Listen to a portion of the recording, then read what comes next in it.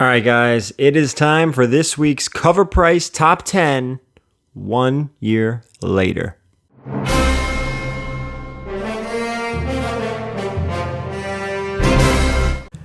Hey guys, my exclusive variant for Invincible Red Sonja number 2 is available right now on Indiegogo. Chris Campagna absolutely crushed this cover, and if you look a little closely, you even see me on there, not in the best of shape. Also, every single person who backs this campaign will receive Invincible Red Sonja number 1 for free.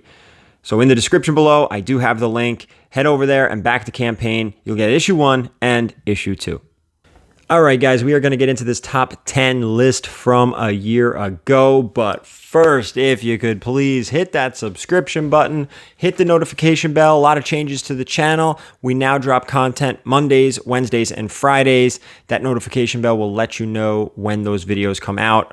Of course, we do the monthly auctions as well as live shows. So that notification bell will help you find out. If you enjoy this video, hit the thumbs up. And of course, I want to hear from you guys in the comments down below. How many of these books did you pick up last year? How many have you recently picked up? What ones do you think are still going to climb? Which ones do you think are silly? Don't even bother. I want to hear down below from you, of course. So before we get into it too, let's get into what Cover Price actually is. So Cover Price is actually a collection management system for your personal collection, as well as a price guide. So if that's what you're looking for, this is what you want. Cover Price can actually track the value of graded and raw books, and they put actual sales data in there from 5 major online marketplaces. So you always you know what your collection's worth. The more sources, the better, the more accurate these numbers are. It'll track all your numbers for you as well. So if sales data is current, you'll see the value of your collection actually adjust accordingly, which is great. And of course, they do a top 10 every week based on these sales data. There's going to be a lot of information in the description below for Cover Price as well. And they have a 10-day free trial, so there's really nothing to lose. You should give it a shot, especially if you want to know the value of your collection and monitor the market. All right, guys, now let's get into this top 10. And of course, we have to start at number 10 from 1 year ago. This is X-Men Adventures number 1. So last year, this kind of was an odd one. On Disney Plus Pro, on your Disney Plus profile, you can like change your avatar to your favorite Disney character. And back then, they added updated animated versions of the X-Men characters among, a wide list of other choices. At that time, almost all other avatars had some form of content except for these, leading to extremely loose speculation that Disney Plus was working on a new X-Men animated series. Kind of silly, but here we are 1 year later, and the answer was a big no. But the news still gave this dollar bin book a high raw sale of $27 and graded copies selling for around $70. Today, raw values dipped a bit, but are still up in the pre-spec dollar bin price, as it's currently $20 in a near mint. And it notably had a double jump in 9.8 prices at $159, most likely based on nostalgia, as well as, think about it, the whole market is climbing. So maybe everything is just adjusting, even these kind of books. So you get it's a bust for the raw book, but it's a boost for a graded, especially a 9.8. So X-Men Adventures number 1 is number 10 on our list. Let's slide down to number 9. This is PARISH number 1 from Boom Studios. It was this time last year when Netflix announced a first look deal with Boom. This led to a blast of speculation across all their titles as well, including this horror title by Cullen Bunn, which reached $25 raw and a high sale of $90 in a CGC 9.8. Here we are a year later, and there's been no content news on this title. The raw prices are still solid at $20, with a recent 9.8 sale of $120. Those sales are very slow and spaced out here. It's a slight bust for raw with a boost for graded. I think we're going to see a lot of boosts on these graded books, to be 100% honest with you too. So how about number 8, which is maybe one of the biggest books on this list, especially with the news that literally just broke. This is Something is Killing the Children, #1. That Jenny Friesen variant. Guys, unbelievable title. Unless you're living under a rock, you've been hearing everything about Something is Killing the Children, just how outstanding it is. And now we're getting a show. The Netflix boom announcement caused many books to spike in price, including this fairly new book at the time. This book was named in the press release, and collectors rushed to online sites to buy up all the copies. At the time, everyone focused on the FRISON cover, with raw sales around $15. Oh my God, could you imagine? And 9.8s at $61. Yeah, massive winner here, guys. Raws now sell for over $130, and 9.8s are selling for $300 plus and climbing. I can only imagine what they're at right now. And this first print of this issue made the runner-up list at number 20 and only sold 10 copies, with raws at 30 and 9.8s at $100. Now, as we all know, it's the hottest book on the shelf, with raws selling for $450 plus and graded 9.8s ranging between $650 and $1,000. Huge boost on this book. Expect all variants, all covers, all issues across the board to climb, especially maybe issues like 1 through 6, because it did take a little bit for this really to get noticed. We're pushing, I think, issue 16 now or 17 now, and everything about Something is Killing the Children is hot. The art, the story, everything from Boom seems to be gold right now as well. And of course, again, the announcement that just hit, unbelievable. Great timing. Expect another bump with this book. Let's move down now to number 7. You saw this 2 weeks ago on the list. You're going to see it again. This is Year of the Villain, Hell Arisen, number 3. At this point last year, this was the 6th week in a row this first appearance of Punchline made the top 10. Prices remained consistent with raws at about $35 and at a slight dip in price compared to the week before at $130 for a 9.8. Raws now average for $150, 9.8s, $320. Another boost here on this list. Punchline isn't going away. If you asked me this a year ago, I would say no way, not a chance. But she is holding her own. I'm almost scared to think of what the numbers will be if we see her in an animated, forget if we saw her on the big screen. That's a whole nother level. But if we saw her in an animated, you're going to see a bump.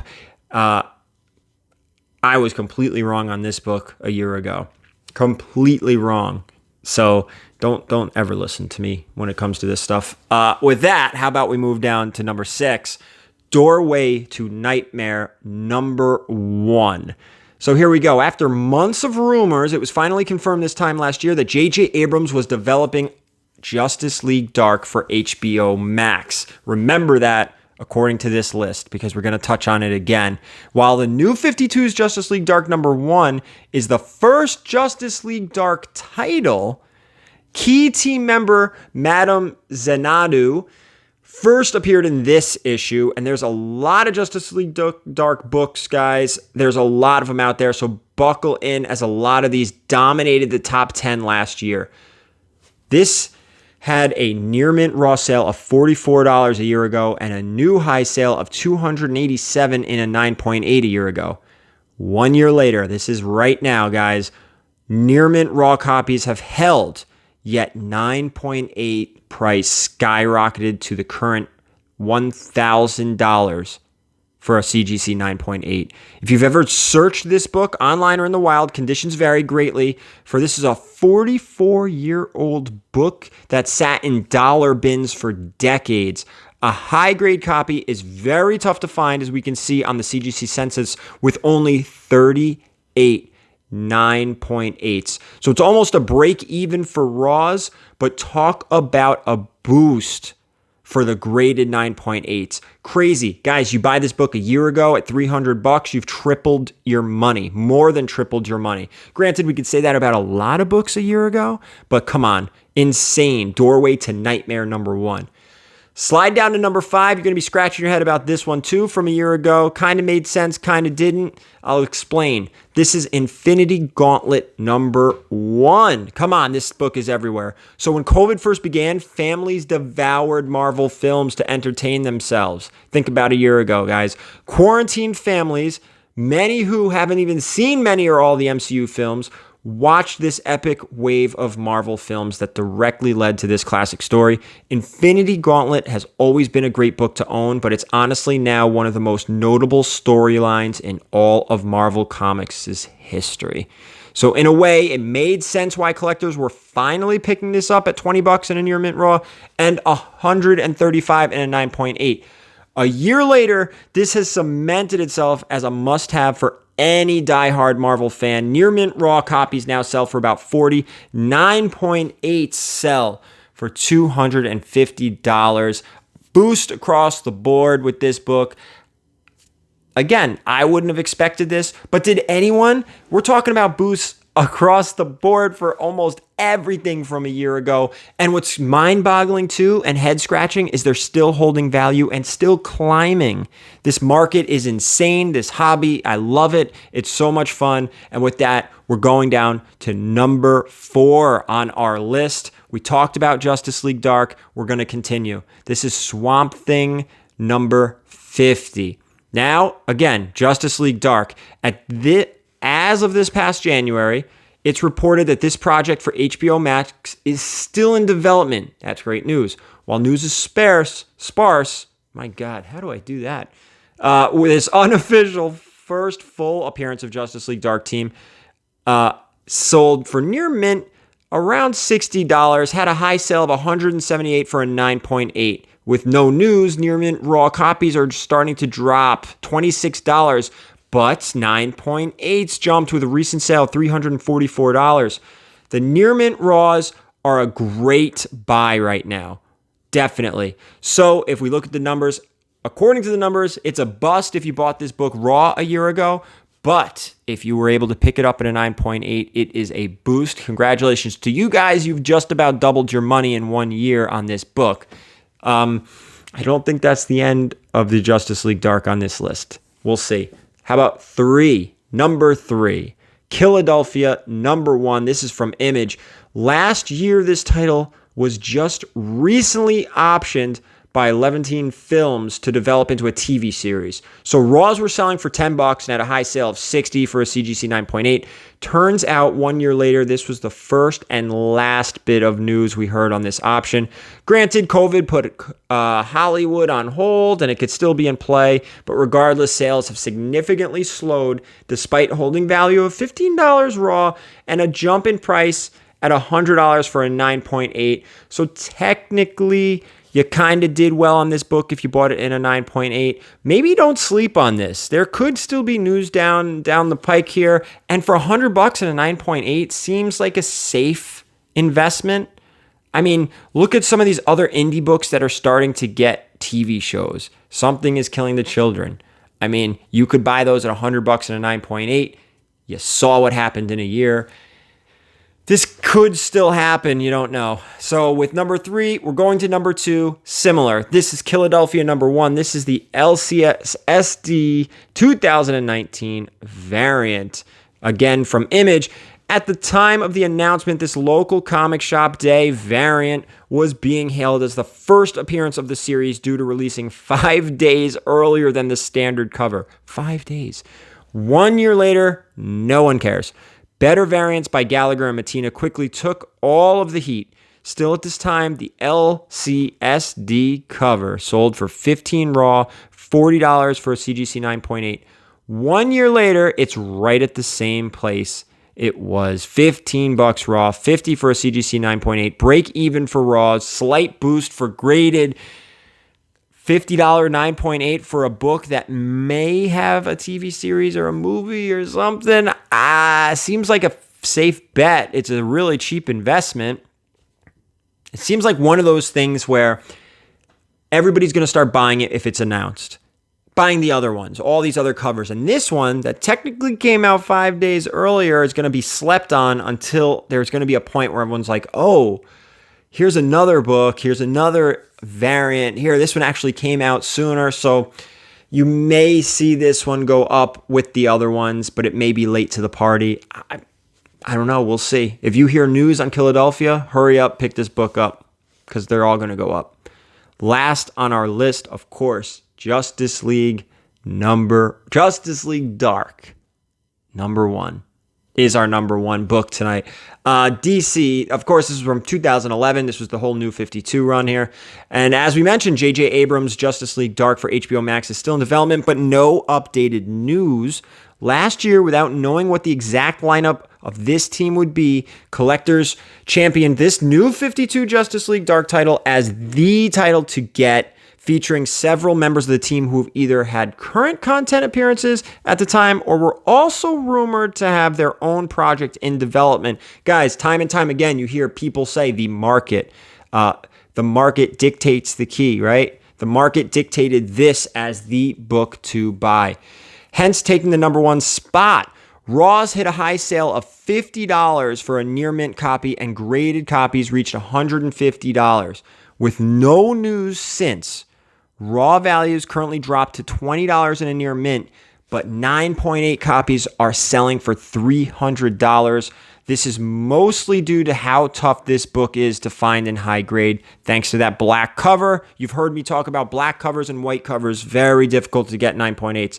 There are only 99 universal 9.8s on the census, so copies can be sparse.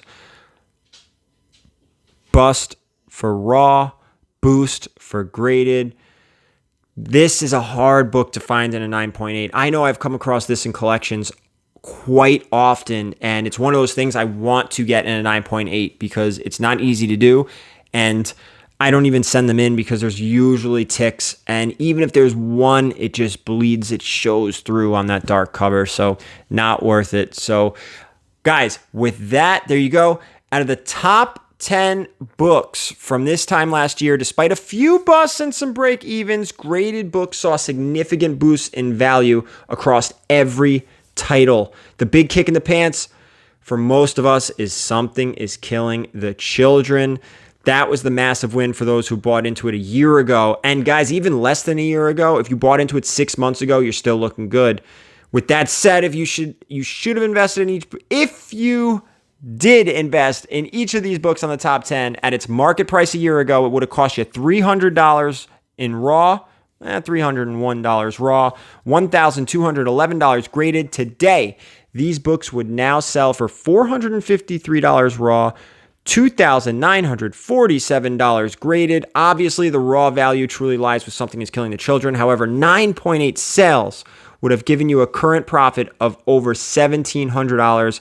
This is not the same case for each top 10 week by week, though keep in mind this is the early days of COVID when the buying craze was just about to start. It's starting to get interesting here. Guys, these lists are going to get great. We are going to watch this market from a year ago and talk about them over the next however many times we do this. So hang on. It's going to be a lot of fun. Again, thank you to Covrprice.com. All the info is down below in the description. And thank you guys for watching. I do appreciate it. Again, let me know down below, of these 10 books, how many did you invest in? How many did you already have? Did you lose on any of these? I want to hear if you have a Justice League Dark number 1 and a 9.8. With 99 of them out there, that's extremely low numbers for a modern book. Thanks for watching. Appreciate it. And as always, keep it comics.